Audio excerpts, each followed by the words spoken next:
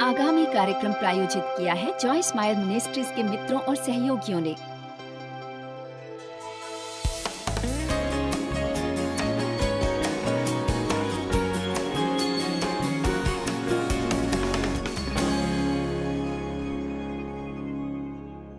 क्या कभी तुमने उन दिनों का सामना किया है जब तुमको न लगा हो कि तुम्हें क्या गलत करना है, पर तुम्हें कुछ लोगों के बारे में सोचकर बुरा लगा हो और एहसास हुआ हो मैं ऐसा सोच ही क्यों रहा हूं, पर तुम्हारी सोच बंद हो जाती है और तब तुम्हें लोगों से चिढ़ होने लगती है।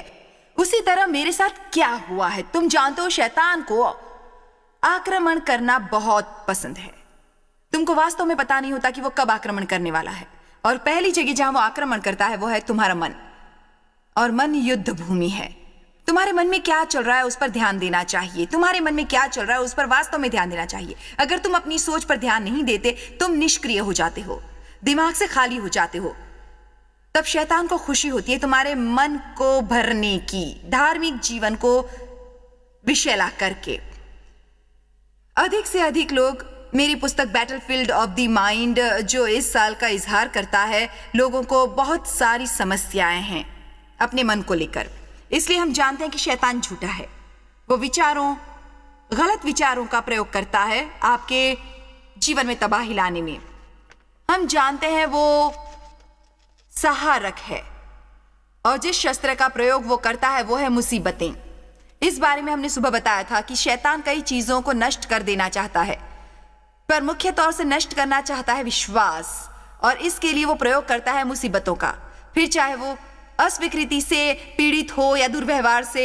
जब आप बच्चे होते हैं और साथियों के दबाव से पीड़ित होते हैं, वो आपके शरीर पर हमला करता है यदि वो कर सके। इसीलिए ये जरूरी है आप स्वाभाविक रूप से स्वस्थ हो कि आप हो सकते हैं। तो जब चीजें आपके शरीर पर हमला करती हैं तो आपके पास एक मजबूत प्रतिरक्षा प्रणाली है उनसे लड़ने के लिए। हम वो नहीं करते जब तक कि हम पर कोई आपत्ति नहीं आती। हमें उससे परे जाने की जरूरत है और वास्तव में उन चीजों को करने की जो हमारे लिए सही है।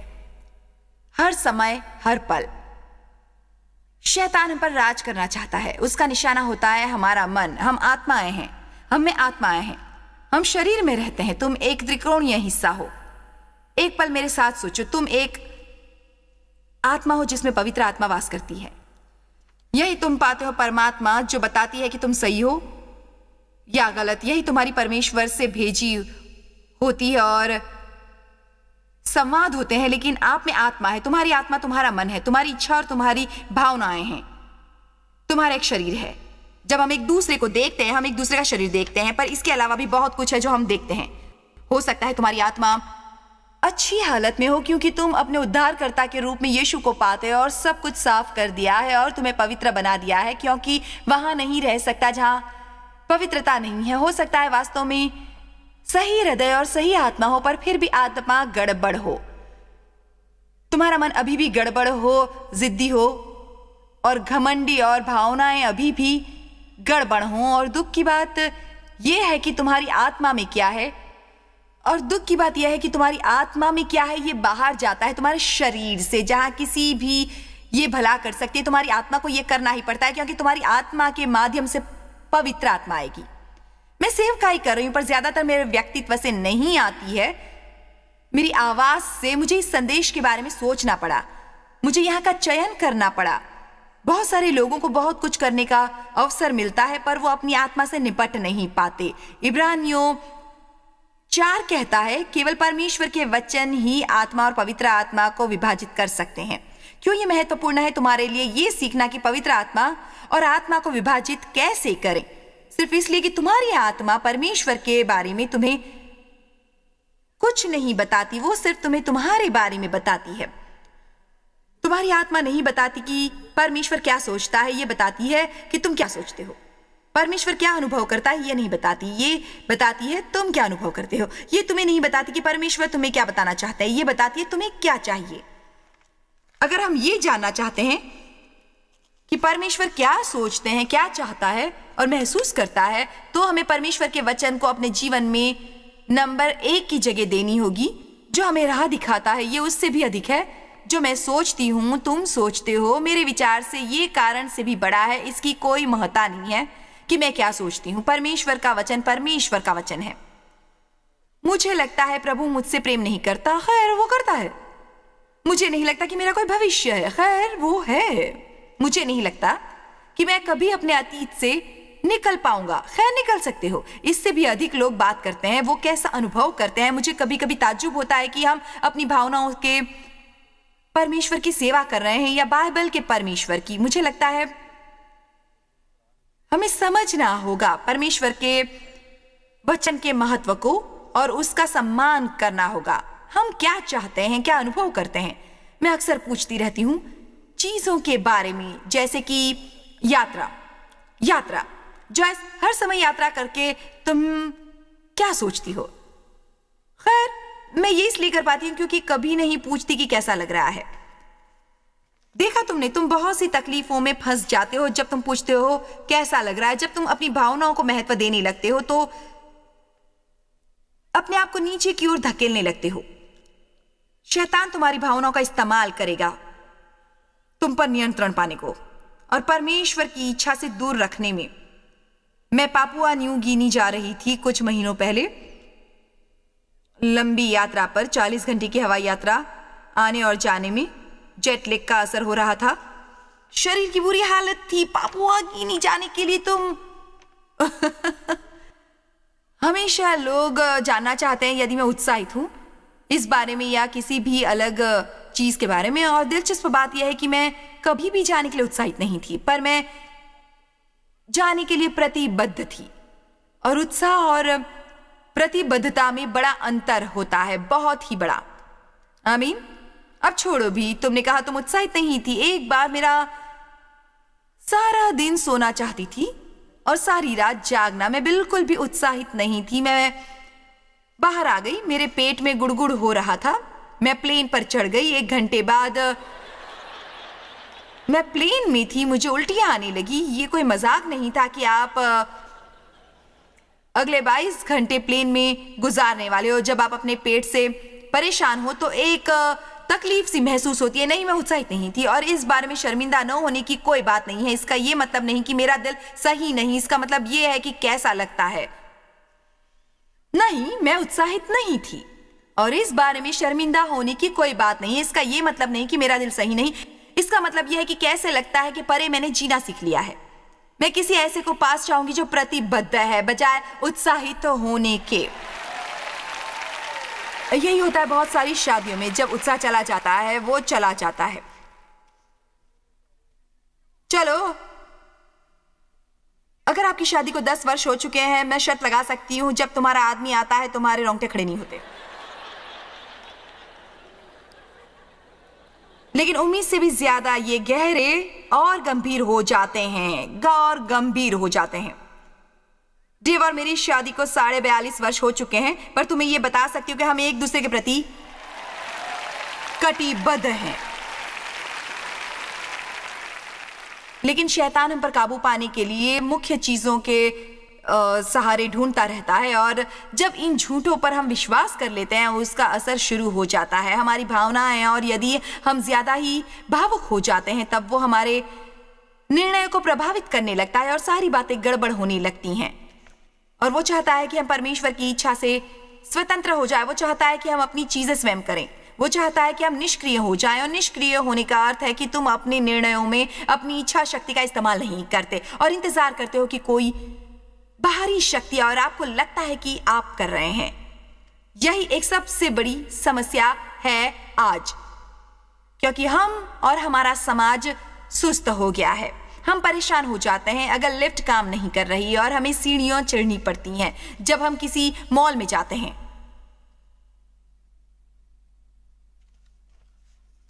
हम अधीर हो उठते हैं यदि हमारा इंटरनेट हुक हो जाता है।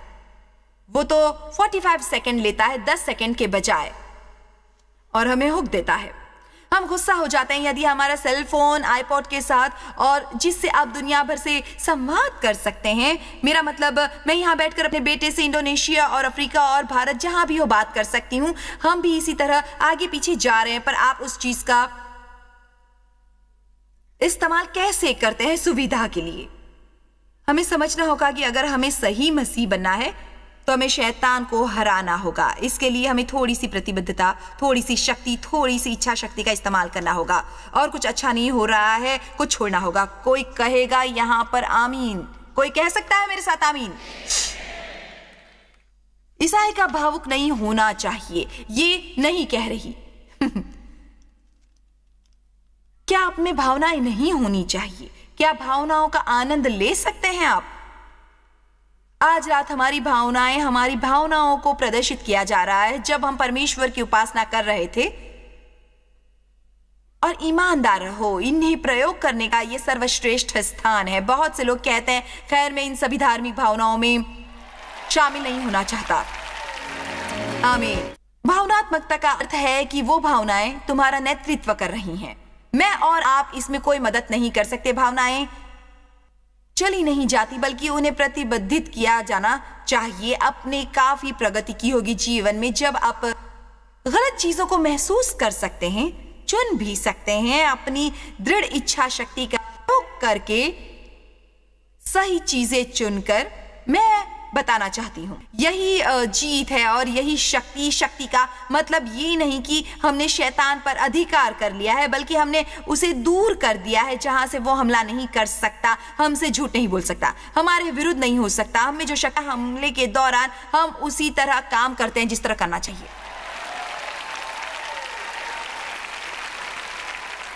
देखो, मुझे लगता है शैतान को रोकना मतलब यदि विश्वास का प्रयोग करके मैं उसे अपने को परेशान करने से दूर रख सकती हूँ। कहा नहीं, जब वो तुम्हें परेशान करेगा तो मैंने तुम्हें शक्ति दी है, उसका प्रयोग करो जब तुम परेशान होते हो।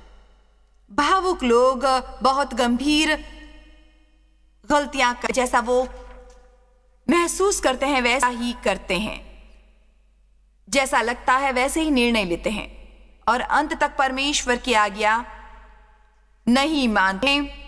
तुम्हारा चरित्र निर्धारित करता है, तुम्हारे जीवन की गति निर्धारित करते हैं। प्रेम, उदाहरण के लिए, परमेश्वर के वचन में प्रमुख विषय है और अभी तक ये गिरजे में इसकी कमी है। हमें बेहद सावधान रहना होगा केवल सामाजिक क्लब न बन जाए जहां हम सिर्फ मनोरंजन के लिए जाएं। हम अच्छा संगीत लाते हैं, अच्छा समय गुजारते हैं, गिरजे में हमें अच्छा समय बिताना चाहिए, लेकिन ये वो समय नहीं है जब हमें गंभीर होकर परमेश्वर के दृढ़ वचन सुनने चाहिए। निराश मत होइए यदि आपको गिरजे में डिजर्ट नहीं मिलता। कभी कभी मांस और सब्जियां भी मिलती हैं जिन्हें तुम पसंद नहीं करते। तुम्हें शब्द का वो हिस्सा सुनने की जरूरत है जो तुम नहीं सुनते, पर तुम्हें वो सुनना चाहिए। हमें प्रेम के साथ प्रेम के बारे में सुनने की जरूरत है, जो भद्दे ढंग से बोलकर गले मिलकर कहते हैं, मुझे फोन करके सवारी के लिए नहीं कहना क्योंकि मैं आउट ऑफ द वे जाकर तुम्हें पिक नहीं करूंगी, पर मैं परमेश्वर के साथ तुम्हें प्रेम करती हूं। अब चलो भी, क्या कोई है? प्रेम का संबंध चाहने या न चाहने से नहीं है, इसे अनुभव नहीं किया जाता है। ये उसी तरह है जैसे किसी उद्देश्य के तहत करना। तुम प्रेम में चलने को चुन सकते हो। तुम कहो, ठीक है, मैं इस व्यक्ति को पसंद नहीं करता, उसे प्रेम करके कह सकता हूं तुम उन्हें पसंद करते हो, पर यह जरूरी नहीं कि जिसे आप पसंद नहीं करते उसे आप कहें कि मैं तुम्हें पसंद करता हूं। जैसा आपको ठीक लगे वैसा व्यवहार करिए। अगर हमें प्रेम का वर्णन करना है, उसे करने का तरीका यह है कि मैं प्रेम वास्तव में दूसरों के साथ व्यवहार का तरीका है, विशेष रूप से उन लोगों के साथ जिनकी हम परवाह करते हैं, या वो जिन्होंने हमें चोट पहुंचाई है, या वो लोग जो हमारे साथ अच्छे नहीं हैं। कभी कभी, और ये मेरा आइडिया बिल्कुल भी नहीं है, ये परमेश्वर का आइडिया है। बाइबल कहती है हमें प्रेम पहना है। आखिर इसका मतलब क्या है? प्रेम कैसे पहना जा सकता है? यह निर्णय के बारे में बात कर रहा है। पहनना का मतलब निर्णय लेना होता है। मैं ये रोज पहनती हूं और जब पहनती हूं तो निश्चित कर लेती हूं वे मुझ पर फबें। जब आप घर से बाहर जाते हो तो धार्मिक तौर पर जाते हो, पर सिर्फ बाहरी परिधान नहीं पहनते, पर आप धार्मिक तौर पर तैयार होते हो। आपको दया ओढ़नी होगी, उदारता पहननी होगी, धैर्य पहनना होगा और बाइबल कुलुस्सियों 3 में कहती है, और सबसे ऊपर जो पहनते हो, सबसे ऊपर तुम जो पहनते हो, प्रेम पहनो। इसका मतलब जब भी सुबह अपने घर के द्वार से बाहर जाओ तो आपको अपने आप से बात करनी होगी और कुछ निर्णय लेने होंगे। आपको कहने की जरूरत है, ऐसी चीजें कहने की घर से निकलने से पहले ही मुझे मालूम है सभी चीजें मेरे हिसाब से नहीं होंगी, और ये अभी भी निश्चय कर रहा हूं, अगर मेरे हिसाब से नहीं हुआ मैं शांत ही रहूंगा और मैं धर्मी रहूंगा। और वही सोचो, यही है जो कुलुस्सियों 3 कहती है। पर हम क्या करते हैं? हम निष्क्रिय हैं, खाली दिमाग हैं। हम उठ कर प्रार्थना नहीं करते क्योंकि हम उठना नहीं चाहते और हमें लंबे समय तक बिस्तर में बने रहना होता है, और तब हम काम पर जाना पसंद नहीं करते, दबाव महसूस करते हैं। अब सब कुछ गलत होता है, हम गुस्सा महसूस करते हैं और सब पर आरोप लगाना शुरू करते हैं, और जाने से पहले हम सब पर चिल्लाते हैं और चीख रहे होते हैं, और फिर ट्रैफिक में फंस जाते हैं और हम हर एक को हाथों से संकेत देते हैं, ये करो, वो करो, ऐसे मत करो। मेरे साथ कल एटलांटा में कुछ ऐसा ही हुआ। यार, हमने छोटी सी गलती कर दी, शायद उस आदमी के सामने हम आ गए या ऐसा ही कुछ हुआ, और वो सामने आया और ऐसा संकेत किया जो आपको कभी भी पसंद नहीं आएगा। मैंने सीखा है, वो मुझे खुशी नहीं दे रहा। नहीं, मेरे पास गुस्सा होने का समय नहीं है और ना ही उससे परेशान होने का। मैंने बस जोर से कहा, तुम्हें आशीष, दिन अच्छा गुजरे, तुम्हें आशीष। जानते हो क्या, मैं उस बिंदु पर आ चुकी हूं जहां मुझे उन लोगों के लिए अफसोस होता है जो परेशान होते हैं, क्योंकि किसी की वास्तव में गलती घटनावश होती है और उसकी राह में आना थोड़ा सा भी। पर मैं बताती हूं, दुनिया बहुत विस्फोटक है। लोग किसी भी मिनट उड़ाने को तैयार है दबाव के कारण।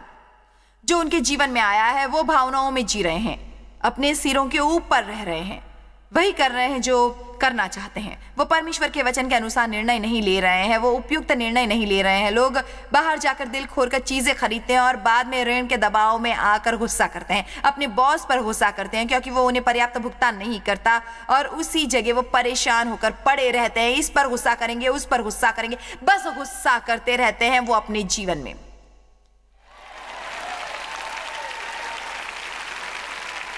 मैं आपको अच्छी चीजें सिखा रही हूं।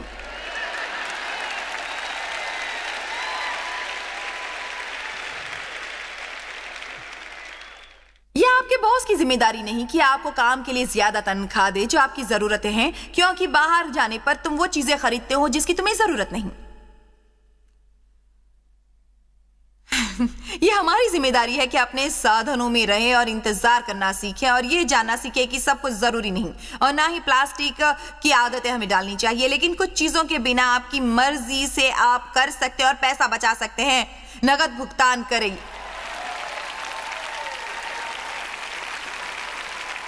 लेकिन जब आप भावनाओं के वश में रहते हैं,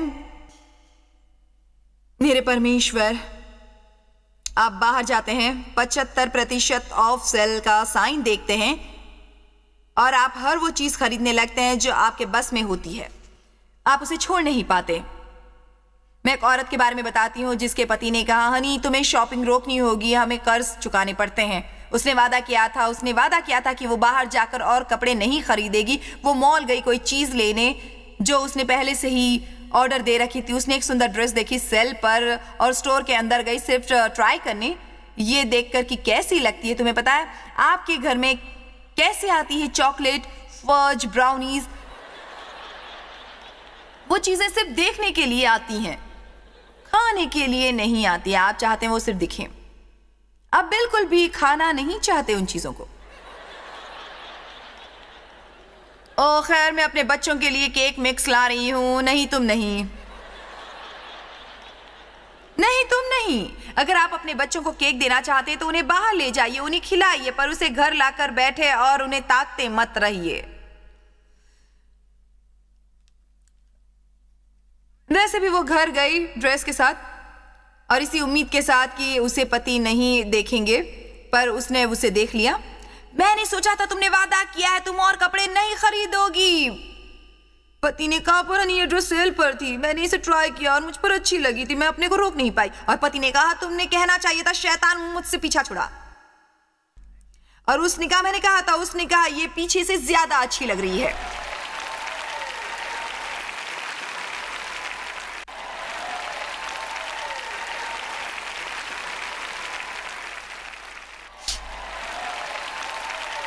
आमीन। प्रेम को कैसे पहनना है, ये हमें सीखना है, और जो सही है वो करना, और सही चुनाव और प्रतिबद्धता बनाए रखना। अनेक लोग भावनाओं के तहत प्रतिबद्ध होते हैं। बाइबल कहती है आपको प्रतिबद्ध नहीं होना चाहिए जब तक कि गलत लोगों के साथ रहें। क्या ऐसा होने वाला है?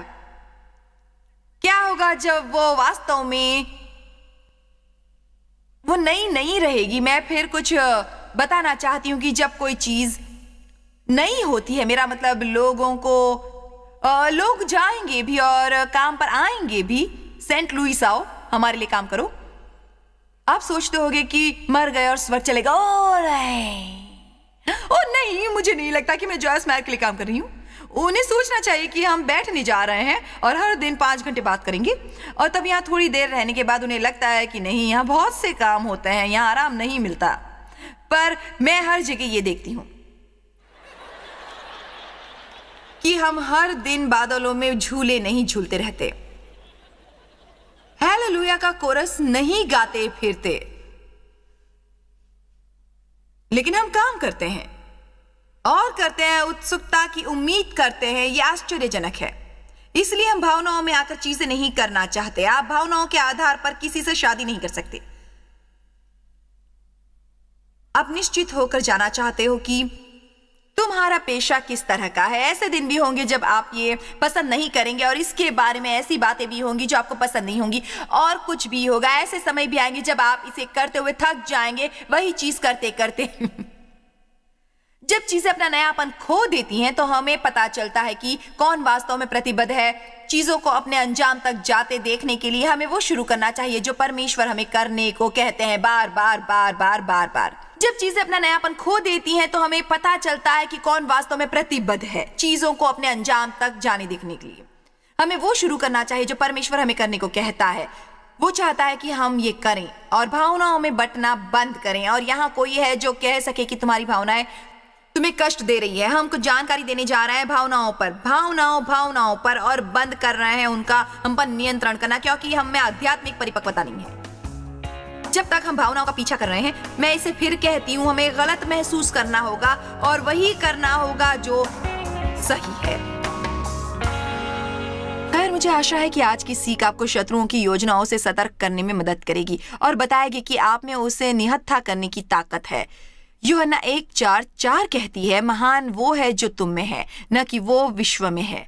आज हम 1:4 CD ऑडियो श्रृंखला की पेशकश कर रहे हैं। हम परमेश्वर का वचन हर दिन प्रदान करते हैं और हम ये करते रहेंगे क्योंकि यही हमारे जीवन का उद्देश्य है।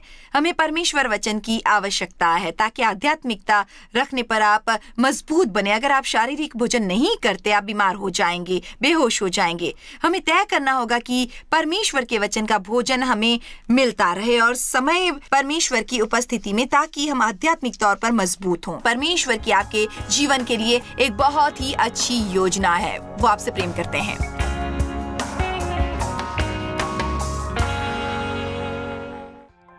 जॉयस मायर मिनिस्ट्रीज में आप हमारे लिए बहुत ही कीमती हैं, जितना कि आप जानते हैं।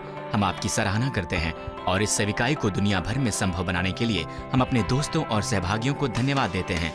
हम साथ मिलकर भूखों को खाना खिलाते हैं, गरीबों को कपड़े देते हैं और कई देशों में सुसमाचार बांटते हैं। अपना प्रार्थना निवेदन भेजने के लिए कृपया आज ही संपर्क कीजिए joycemeyer.org पर। हमारे स्रोतों के बारे में और भी जानिए। जॉयस की सभाओं की सूची देखिए हमारे साथ सहभागी बनने के लिए, क्योंकि हम दुनिया भर में मसीह के प्रेम को बांटते हैं। इसका खर्च उठाया है जॉयस मायर मिनिस्ट्रीज के मित्रों और सहयोगियों ने।